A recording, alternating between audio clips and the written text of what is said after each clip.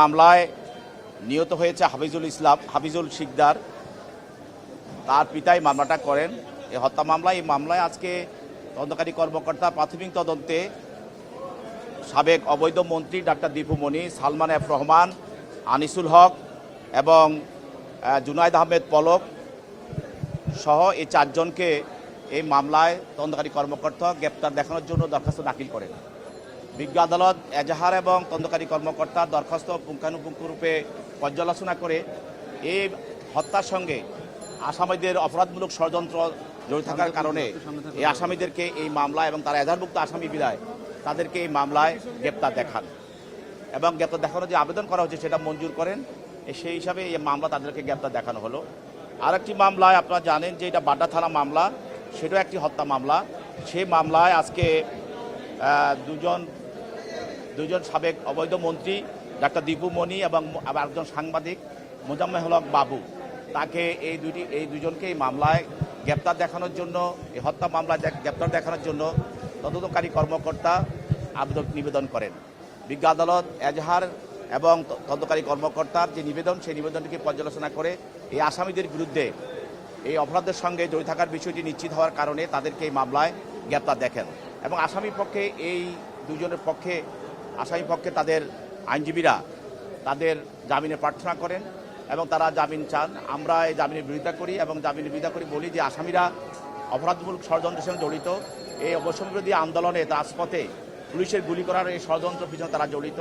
সেই জন্য আসামিরা বাইর হলে দেশে বিশৃঙ্খলা সৃষ্টি হবে এবং পেশিবাদে যারা লুকিয়ে আছে তাদের সহযোগী, তাদের সঙ্গে হাত মিলিয়ে দেশ অশান্তি সৃষ্টি করবে। তাদের এই পর্যায়ে তাদেরকে জামিন দেওয়ার সম্মুখীন হবে না বিদায় আমরা নিবেদন করি তাদেরকে জেলহাজত পাঠানো হোক।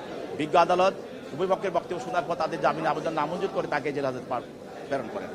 আরেকটি মামলায় আপনারা জানেন যে সেটাও একটি বাড্ডা থানার একটি মামলা, সেটাও একটি হত্যা মামলা। এই মামলায় দীপু মনি এবং আনিসুল হক, জুনায়েদ আহমেদ পলক এবং সালমান এফ রহমান, তাদেরকে এই একটি হত্যা মামলা।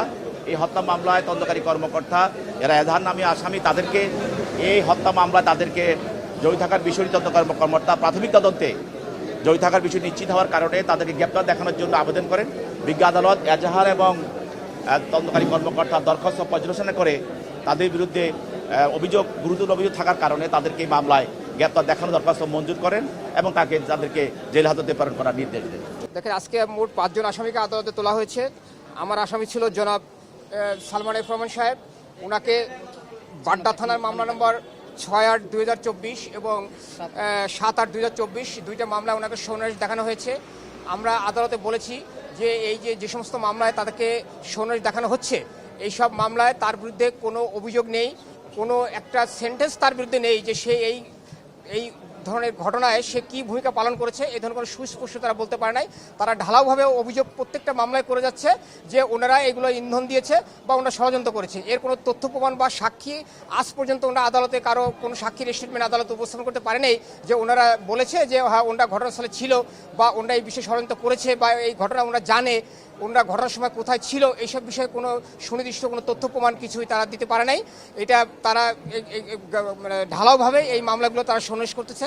এটা আমরা মনে করি এরা ন্যায় বিচার পরিপন্থী হচ্ছে, তাদেরকে হয়রানি করা হচ্ছে। আমরা এই সমস্ত আদেশ আইন অনুযায়ী হচ্ছে না। আমরা মনে করি আমরা প্রয়োজনে এই সমস্ত আদেশের বিরুদ্ধে উচ্চ আদালতে যাব এবং সেখানে আমরা ন্যায় বিচার পাবো, এটা আমরা আশা প্রকাশ করছি। এটা এই পর্যন্ত আমার জানা মতে ওনাকে 15 থেকে 16টা মামলায় সন্নিবেশ দেখানো হয়েছে। 15 থেকে 16টা মামলায় সন্নিবেশ দেখানো হয়েছে এবং প্রত্যেকটা মামলায় ওনার বিরুদ্ধে কোনো সুনির্দিষ্ট অভিযোগ নেই। এটা আমরা দেখেছি প্রত্যেকটা আর্জিতে। উনি বাংলাদেশের একজন, সবাই জানে যে বাংলাদেশের একজন বিখ্যাত ব্যবসায়ী এবং উনি একজন বাংলাদেশের সিআইপি লোক এবং উনি একজন বাংলাদেশের একজন প্রথম শ্রেণীর ট্যাক্স প্রদানকারী ব্যক্তি। ওনার বিভিন্ন ব্যবসা প্রতিষ্ঠান বাংলাদেশে আছে, সেখানে লক্ষাধিক লোক এমপ্লয়ি আছে। এই ব্যবসা প্রতিষ্ঠানগুলো চলে। উনি দেশের একজন, ওনার মাধ্যমে দেশের আপনার অনেক বেকার সমস্যার সমাধান হচ্ছে।